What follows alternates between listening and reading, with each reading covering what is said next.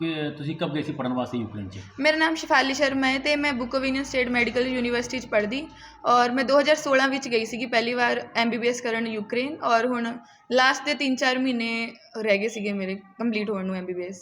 और यूक्रेन च लड़ाई लड़ी तो किस तुसी उत्थे रहे तुसी? ਜਦ ਲੜਾਈ ਦਾ ਸਟਾਰਟ ਹੋਇਆ ਤਾਂ ਸਾਨੂੰ ਪਹਿਲਾਂ ਇੰਨਾ ਲੱਗਿਆ ਨਹੀਂ ਕਿ ਇੱਦਾਂ ਹੋਊਗਾ ਬਟ ਇੱਕਦਮ ਐਮਬੈਸੀ ਨੇ ਇਨਫੋਰਮੇਸ਼ਨ ਦਿੱਤੀ ਕਿ ਸਭ ਕੁਝ ਹੋ ਰਿਹਾ ਤਾਂ ਫਿਰ ਸਾਨੂੰ ਇੱਕਦਮ ਬੋਲਿਆ ਗਿਆ ਕਿ ਜਲਦੀ ਜਲਦੀ ਸਮਾਨ ਪੈਕ ਕਰਕੇ ਸਭ ਕੁਝ। ਫਿਰ ਜਿਸ ਦਿਨ ਕੀਵ ਇੱਦਾਂ ਸਾਰਾ ਕੁਝ ਹੋਇਆ ਤਾਂ ਸਾਨੂੰ ਅੰਦਰ ਬੰਕਰਸ ਦੇ ਅੰਦਰ ਰੱਖ ਦਿੱਤਾ ਗਿਆ ਕਿ ਸੇਫਟੀ ਮੇਜਰਸ ਵਾਸਤੇ। ਵੈਸੇ ਸਾਡੀ ਸਾਈਡ ਵੈਸਟਰਨ ਸਾਈਡ ਸੀਗੇ ਅਸੀਂ ਤਾਂ ਇੰਨਾ ਕੁਝ ਹੋਇਆ ਨਹੀਂ। ਬਾਕੀ ਅਸੀਂ ਖਾਣਾ ਵਗੈਰਾ ਸਭ ਕੁਝ ਸਟੋਰ ਕੀਤਾ ਸੀਗਾ 2-3 ਹਫ਼ਤੇ ਵਾਸਤੇ।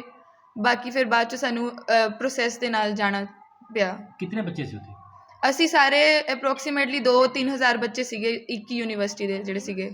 हुण सारे आ गए? ਨਹੀਂ ਹਜੇ ਮੇਰੇ ਕਾਫੀ ਫਰੈਂਡਸ ਉੱਥੇ ਫਸੇ ਹੋਏ ਹੈ ਮਤਲਬ ਸਾਡੀ ਯੂਨੀਵਰਸਿਟੀ ਦੇ ਹਜੇ 600 ਬੱਚਾ ਉੱਥੇ ਹੈਗਾ ਹੈ।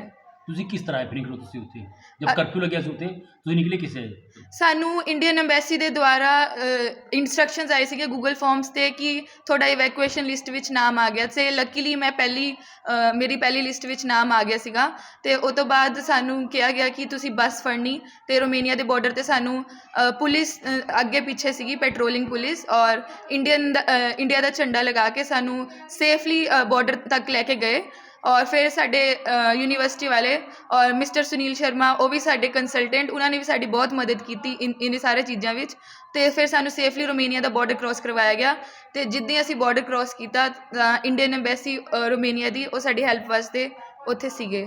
ਕੀ ਫੈਸਿਲਿਟੀ ਮਿਲੇ ਤੁਹਾਨੂੰ ਆਉਣ ਵਾਸਤੇ ਉੱਥੇ? ਫੈਸਿਲਿਟੀ ਸਾਨੂੰ ਸਾਰਾ ਕੁਛ ਮਿਲਿਆ ਮਤਲਬ ਖਾਣ ਤੋਂ ਲੈ ਕੇ ਰਹਿਣ ਤੋਂ ਲੈ ਕੇ ਸਭ ਕੁਛ ਜਿੱਦਾਂ ਅਸੀਂ ਕ੍ਰੋਸ ਕਰ ਲਿਆ ਬਾਰਡਰ ਉਹ ਤੋਂ ਬਾਅਦ ਸਾਨੂੰ ਕੋਈ ਦਿੱਕਤ ਨਹੀਂ ਆਈ ਕੋਈ ਪ੍ਰੋਬਲਮ ਨਹੀਂ ਆਈ।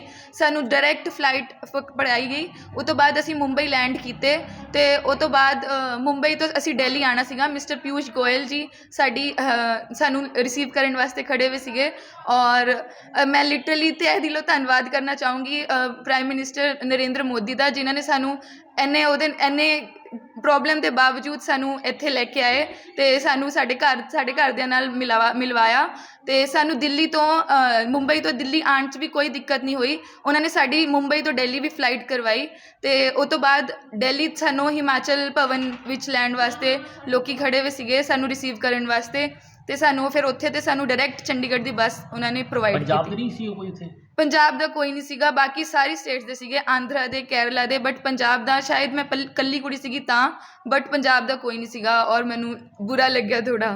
ਤਾਂ ਹੁਣ ਤੁਸੀਂ ਸਰਕਾਰ ਨੂੰ ਕੀ ਕਹਿਣਾ ਚਾਹੁੰਦੇ ਹੋ? ਹੁਣ ਪਹਿਲਾਂ ਤਾਂ ਮੈਂ ਧੰਨਵਾਦ ਕਰਨਾ ਚਾਹੂੰਗੀ ਕਿ ਸਾਨੂੰ ਇੰਨੀ ਮੁਸ਼ਕਿਲ ਦੇ ਬਾਵਜੂਦ ਸਾਨੂੰ ਇੱਥੇ ਲੈ ਕੇ ਆਏ ਵਿਦਆਊਟ ਐਨੀ ਇੱਕ ਰੁਪਇਆ ਨਹੀਂ ਲੱਗਣ ਦਿੱਤਾ ਅਤੇ ਸਾਡੀ ਜਾਨ ਬਚਾ ਕੇ ਸਾਨੂੰ ਇੱਥੇ ਲੈ ਕੇ ਆਏ।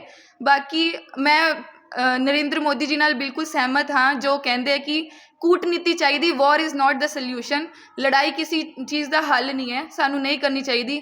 ਹੁਣ ਪੁਤਿਨ ਜੀ ਨੂੰ ਵੀ ਥੋੜ੍ਹਾ ਉਹ ਸਾਨੂੰ ਤਾਂ ਕੋਈ ਪ੍ਰੋਬਲਮ ਨਹੀਂ ਆਈ ਬਟ ਫਿਰ ਵੀ ਮੇਰੇ ਸਿਟੀਜ਼ਨਸ ਮੇਰੇ ਟੀਚਰ ਸਾਰੇ ਉੱਥੇ ਹੈ ਤਾਂ ਮੈਂ ਉਹਨਾਂ ਵਾਸਤੇ ਉਹਨਾਂ ਨੂੰ ਦਰਖਾਸਤ ਕਰਨਾ ਚਾਹੂੰਗੀ ਕਿ ਥੋੜ੍ਹਾ ਵਾਰ ਰਹਿਣ ਦੋ ਨਾ ਕਰੋ ਔਰ ਲਮਹੋਂ ਨੇ ਖਤਾ ਕੀ ਔਰ ਸਦੀਆਂ ਨੇ ਸਜ਼ਾ ਪਾਈ ਇਹ ਤਾਂ ਗੱਲ ਸੱਚ ਹੈ। ਹੁਣ ਇਸ ਟਾਈਮ ਜੋ ਹੋ ਰਿਹਾ ਮਾਲੀ ਅਤੇ ਜਾਨੀ ਦੋਨੋਂ ਪ੍ਰੋਬਲਮਸ ਹੋ ਰਹੀਆਂ ਬਟ ਹੁਣ ਇਹ ਸਦੀਆਂ ਤੱਕ ਸਭ ਕੁਝ ਹੋਊਗਾ ਇਸ ਕਰਕੇ ਸਾਨੂੰ ਸੋਚਣਾ ਚਾਹੀਦਾ ਕੁਝ ਵੀ ਕਰਨ ਤੋਂ ਪਹਿਲਾਂ। ਤੁਹਾਡੇ ਫਰੈਂਡ ਫਸੇ ਹੋਏ ਨੇ ਹਲੇ ਵੀ ਵਹਾਂ ਪੇ ਉੱਥੇ? ਹਾਂਜੀ ਮੇਰੇ 600 ਫਰੈਂਡਸ ਹਜੇ ਜੋ ਮੈਨੂੰ ਜਾਣਦੇ ਹੋ ਫਸੇ ਪਏ ਬਾਕੀ ਯੂਨੀਵਰਸਿਟੀਜ਼ ਦੇ ਵੀ ਹੈਗੇ ਹੈ ਜਿਹੜੇ। ਤੁਸੀਂ ਉੱਥੇ ਸੀਗੇ ਕਿਸ ਤਰ੍ਹਾਂ ਹਾਲਾਤ ਸੀ? ਕੋਈ ਤੁਸੀਂ ਦੇਖੇ ਧਮਾਕਾ ਕੋਈ ਇਸ ਤਰ੍ਹਾਂ ਹੋਇਆ ਕੋਈ ਦੇਖਿਆ ਤੁਸੀਂ? ਅਸੀਂ ਸਿਰਫ ਸੁਣਿਆ ਕਿ ਇੱਕਦਮ ਬੌਂਬ ਹੋਇਆ ਬਲਾਸਟ ਹੋਇਆ ਪਰ ਸਾਨੂੰ ਕੋਈ ਪ੍ਰੋਬਲਮ ਨਹੀਂ ਆਈ ਬਾਕੀ ਸੁਣਿਆ ਹੈ ਬਸ। ਮੇਰੇ ਨਾਲ ਦੀ ਇੱਕ ਫਰੈਂਡ ਸੀਗੀ ਜੋ ਕੀਵ ਗਈ ਸੀਗੀ ਜਿਸ ਦਿਨ ਇਹ ਸਟਾਰਟ ਹੋਇਆ ਉਹ 30 ਆਵਰਸ ਤੋਂ ਬਾਅਦ 30 ਘੰਟਿਆਂ ਬਾਅਦ ਉਹ ਵਾਪਿਸ ਚੈਨ ਵਿੱਚ ਸੀ ਪੁੱਜੀ ਅਤੇ ਉਹਨੂੰ ਟੈਂਕ ਦਿਖੇ ਉਹਨੇ ਮੈਨੂੰ ਵੀਡੀਓ ਕਾਲ ਮੈਂ ਉਹਦੇ ਨਾਲ ਸੀਗੀ ਉਹ ਰੋ ਰਹੀ ਸੀਗੀ ਅਤੇ ਉਹਨੇ ਟੈਂਕਸ ਦੇਖੇ ਸਾਰਾ ਕੁਝ ਦੇਖਿਆ ਬਟ ਉਹਨੂੰ ਰਸਤਾ ਨਹੀਂ ਮਿਲ ਰਿਹਾ ਸੀਗਾ ਕਿ ਵਾਪਿਸ ਕਿੱਦਾਂ ਆਏ। ਜਿਸ ਵੇਲੇ ਉਹ ਏਅਰਪੋਰਟ 'ਤੇ ਪੁੱਜੀ ਤਾਂ ਏਅਰ ਸਪੇਸ ਤੋਂ ਉਹਨਾਂ ਨੂੰ ਇੱਕਦਮ ਵਾਪਿਸ ਜਾਣ ਦੇ ਆਰਡਰ ਦੇ ਦਿੱਤੇ ਕਿਉਂਕਿ ਖਾਰਕਿਵ ਦਾ ਏਅਰ ਸਪੇਸ ਉਹਨਾਂ ਨੇ ਪੂਰਾ ਬੌਂਬ ਨਾਲ ਉਡਾਤਾ ਸੀਗਾ। ਅਤੇ ਮੇਰੀ ਫਰੈਂਡ ਇੱਕ ਹੋਰ ਸੀਗੀ ਉਹ ਲਾਸਟ ਫਲਾਈਟ ਪੜ੍ਹ ਕੇ ਉਹ ਆਈ ਹੀ ਸੀਗੀ ਉਸ ਟਾਈਮ ਔਰ ਉਹ ਤੋਂ ਬਾਅਦ ਫਿਰ ਜਿੰਨੇ ਵੀ ਬੱਚੇ ਸੀਗੇ ਅਗਲੀ ਫਲਾਈਟ ਵਾਸਤੇ 에ਅਰ ਇੰਡੀਆ ਦੀ ਹੋਈ ਫਲਾਈਟ ਸੀਗੀ ਉਹਨਾਂ ਦੀ ਵੀ, ਅਤੇ ਉਹਨਾਂ ਨੂੰ ਫਿਰ ਉਸੇ ਟਾਈਮ ਵਾਪਿਸ ਭੇਜਤਾ ਗਿਆ। ਉਹ ਚਾਹੁੰਦੇ ਸੀਗੇ ਕਿ ਉਹ ਐਮਬੈਸੀ ਨਾਲ ਗੱਲ ਕਰਨ, ਬਟ ਐਮਬੈਸੀ ਦਾ ਕੋਈ ਉੱਥੇ ਉਹਨਾਂ ਨੂੰ ਹੈਲਪ ਕਰਨ ਵਾਸਤੇ ਨਹੀਂ ਸੀਗਾ ਕੀਵ 'ਚ ਉਸ ਟਾਈਮ। ਵਾਪਸ ਸੀਗੇ, ਮਾਂ ਦਾ ਪਿਆਰ ਬਹੁਤ ਜ਼ਿਆਦਾ ਉਹਦੀ ਬੇਟੀ ਦਾ, ਤੁਸੀਂ ਕੀ ਕਹਿਣਾ ਚਾਹੁੰਦੇ ਹੋ? ਸਰ ਫਸਟਲੀ ਤਾਂ ਮੇਰੇ ਪਾਸ ਉਹ ਸ਼ਬਦ ਨਹੀਂ ਹੈਗੇ ਕਿ ਜਿਸ ਦੇ ਨਾਲ ਮੈਂ ਇੰਡੀਆ ਗਵਰਨਮੈਂਟ ਦਾ ਧੰਨਵਾਦ ਕਰ ਸਕਾਂ। ਸੈਕੰਡਲੀ ਮੇਰੀ ਬੇਟੀ ਜਦੋਂ ਉੱਥੇ ਸੀਗੀ, ਮੈਂ ਇਲੈਕਸ਼ਨ ਡਿਊਟੀ 'ਤੇ ਸੀਗੀ, ਅਤੇ ਮੈਨੂੰ ਇਹਦਾ ਫੋਨ ਆਇਆ ਕਿ ਮੰਮੀ ਇਸ ਤਰ੍ਹਾਂ ਕਰਕੇ ਸਾਡਾ ਇੱਥੇ ਮਾਹੌਲ ਖ਼ਰਾਬ ਹੋਣ ਲੱਗਾ। ਮੈਨੂੰ ਕਿਹਾ ਬੇਟਾ ਕੋਈ ਗੱਲ ਨਹੀਂ, ਸਾਰੇ ਬੱਚਿਆਂ ਦੇ ਨਾਲ ਹੈ ਅਤੇ ਤੂੰ ਵੀ ਉਹਨਾਂ ਬੱਚਿਆਂ 'ਚੋਂ ਹੀ ਆ, ਕੋਈ ਨਹੀਂ ਤੁਸੀਂ ਮਤਲਬ ਕਿ ਸਾਡੇ ਮੋਦੀ ਸਾਹਿਬ ਹੈਗੇ ਉਹ ਜ਼ਰੂਰ ਕੁਛ ਨਾ ਕੁਛ ਜ਼ਰੂਰ। ਮੈਨੂੰ ਉਸੇ ਟਾਈਮ ਪਤਾ ਨਹੀਂ ਮੇਰਾ ਉਹਨਾਂ ਦਾ ਹੀ ਨਾਮ ਆਇਆ ਮੇਰੇ ਮੂੰਹ 'ਤੇ, ਹੋਰ ਕੁਛ ਨਹੀਂ ਮੈਨੂੰ ਦਿਖਿਆ।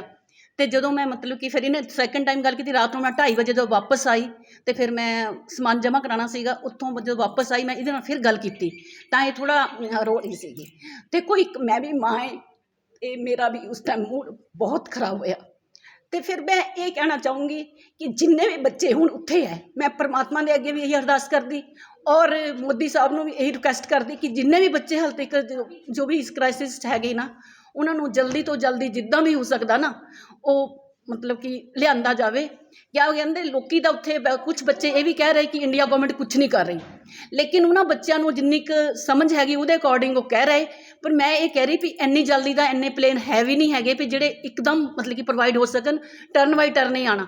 ਪਰ ਮੈਂ ਇੱਥੇ ਇਹੀ ਕਹਿੰਦੀ ਵੀ direction is more important than speed. ਜਿਹੜਾ ਕੰਮ ਹੌਲੀ ਹੌਲੀ ਹੁੰਦਾ ਨਾ ਉਹ ਬਹੁਤ ਵਧੀਆ ਹੁੰਦਾ। ਵੀ ਸਾਡੇ ਮੋਦੀ ਸਾਹਿਬ ਐਸੇ ਹੈ ਕਿ ਉਹਨਾਂ ਨੂੰ ਵਰਡ 'ਚ ਕੋਈ ਉਹਨਾਂ ਦਾ ਕੰਪੈਰੀਜ਼ਨ ਨਹੀਂ ਕੀਤਾ ਜਾ ਸਕਦਾ।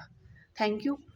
ਦੇਖੋ ਜੀ, ਇਹਦੇ ਵਿੱਚ ਮੈਂ ਬਹੁਤ ਬਹੁਤ ਧੰਨਵਾਦ ਕਰਦਾ ਆਪਣੀ ਗੌਰਮੈਂਟ ਦਾ, ਜਿਨ੍ਹਾਂ ਨੇ ਉੱਥੇ ਇੰਨੀ ਫੈਸਿਲਿਟੀ ਪ੍ਰੋਵਾਈਡ ਕਰਾਈ। ਕਿਉਂਕਿ ਅਸੀਂ ਇੱਥੇ ਇੰਨੇ ਪੈਨਿਕ ਹੋ ਰਹੇ ਸੀਗੇ, ਮੇਰੀ ਫੈਮਿਲੀ, ਮੇਰੇ ਆਪਣੇ ਇਹਦੇ ਚਾਚਾ ਤਾਇਆ, ਇਹਨਾਂ ਦੀ ਖਾਸ ਕਰਕੇ ਦਾਦੀ, ਔਰ ਸਾਡੇ ਘਰ ਉਸ ਦਿਨ 2 ਦਿਨ ਖਾਣਾ ਨਹੀਂ ਬਣਿਆ ਚੰਗੀ ਤਰ੍ਹਾਂ।